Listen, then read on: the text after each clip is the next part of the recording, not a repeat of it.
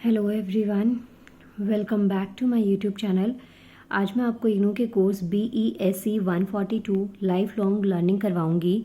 देखिए, ये जो क्वेश्चन पेपर है ना, इसके मुझे कोई भी आपके प्रीवियस ईयर के एज सच क्वेश्चन पेपर्स नहीं मिले।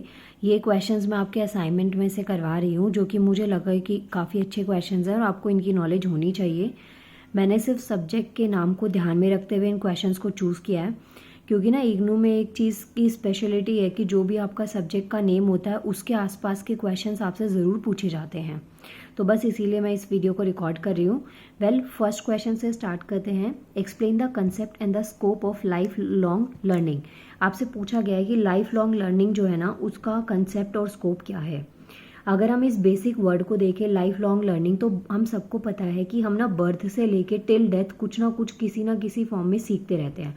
मतलब जितनी आपकी लाइफ होती है पूरी टिल डेथ, आप ना कुछ किसी से सीखते रहते हैं। तो लाइफ लॉन्ग लर्निंग जो है ना, वो रेफर करती है जितनी भी जनरल एजुकेशन होती है, वोकेशनल एजुकेशन है, ट्रेनिंग है, नॉन फॉर्मल एजुकेशन है, इनफॉर्मल लर्निंग है। मतलब हर वो चीज़ जो आप कहीं से भी सीखें, चाहे आप बुक से सीखें, चाहे आप अपने आसपास के लोगों से सीखें, चाहे आप अपने लाइफ के एक्सपीरियंस से सीखें, या आप कहीं किसी से सुन के, कहीं से कुछ देख के, मतलब कहीं से भी कुछ भी जब हम सीखते हैं ना, तो उसे हम लाइफ लॉन्ग लर्निंग कहते हैं।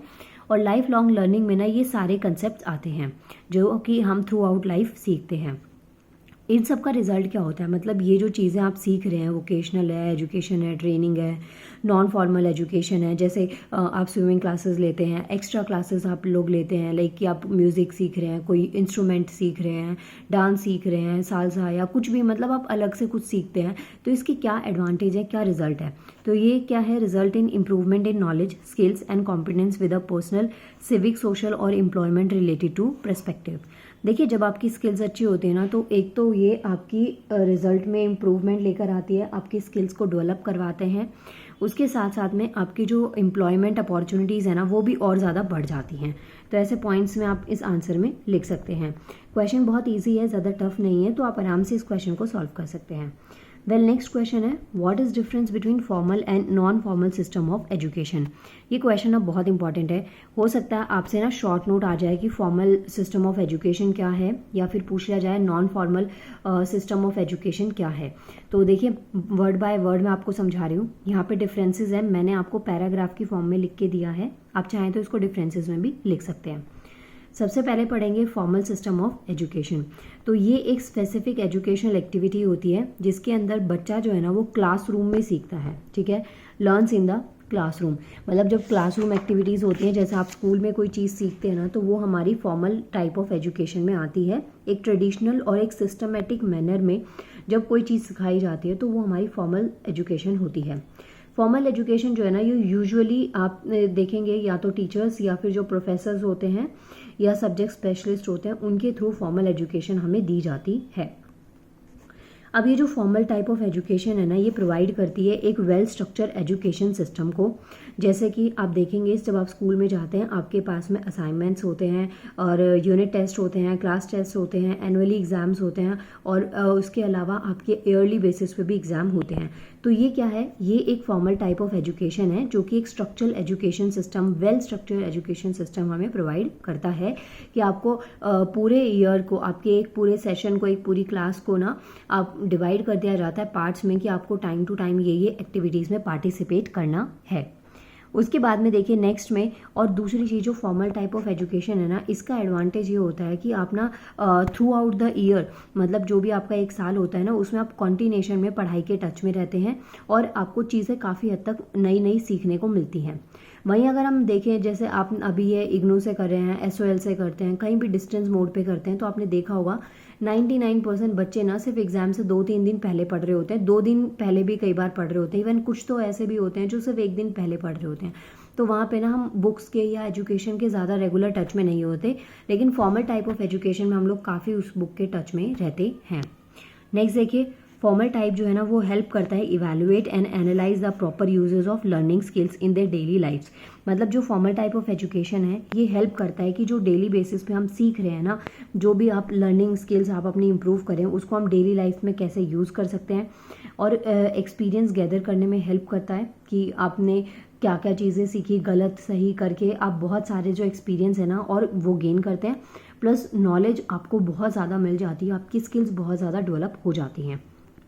फिर है फॉर्मल टाइप ऑफ एजुकेशन जो स्कूल्स में डेवलप होती है टीचर्स के थ्रू, प्रोफेशनल्स के थ्रू, एक ब्राइट फ्यूचर बनाने के लिए। तो ये पॉइंट्स मैं आपको समझा चुकी हूँ।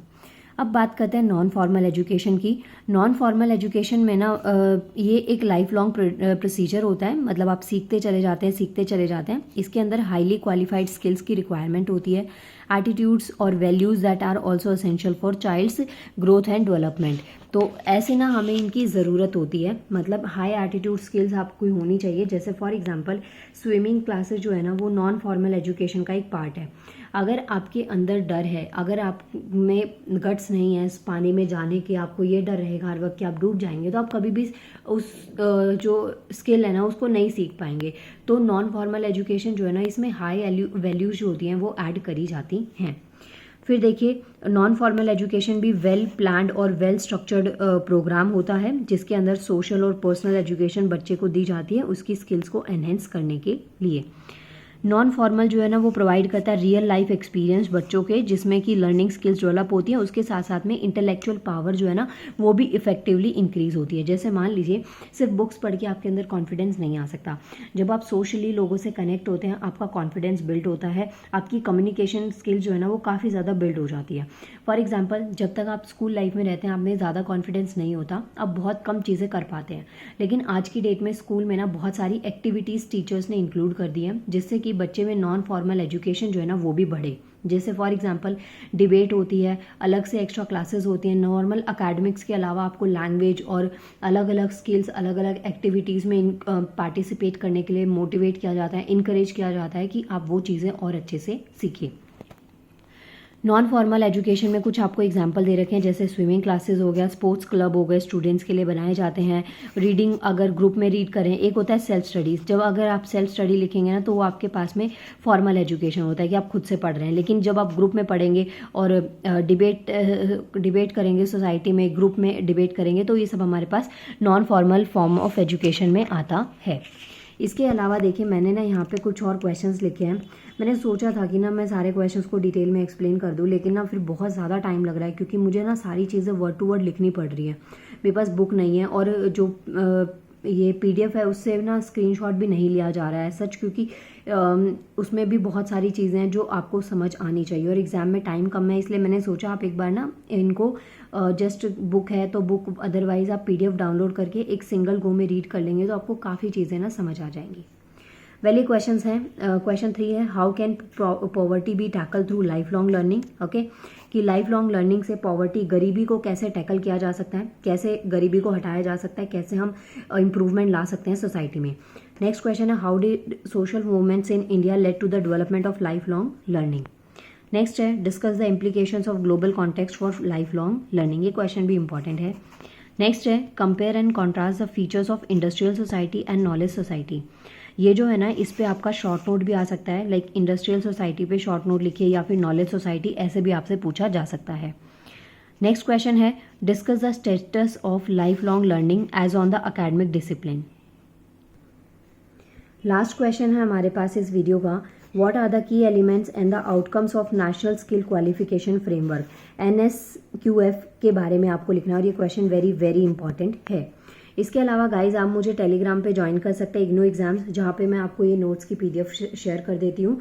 और इस सब के साथ में आप मुझे इंस्टाग्राम पे मुझसे पर्सनली कनेक्ट हो सकते हैं, physicsphantom@23।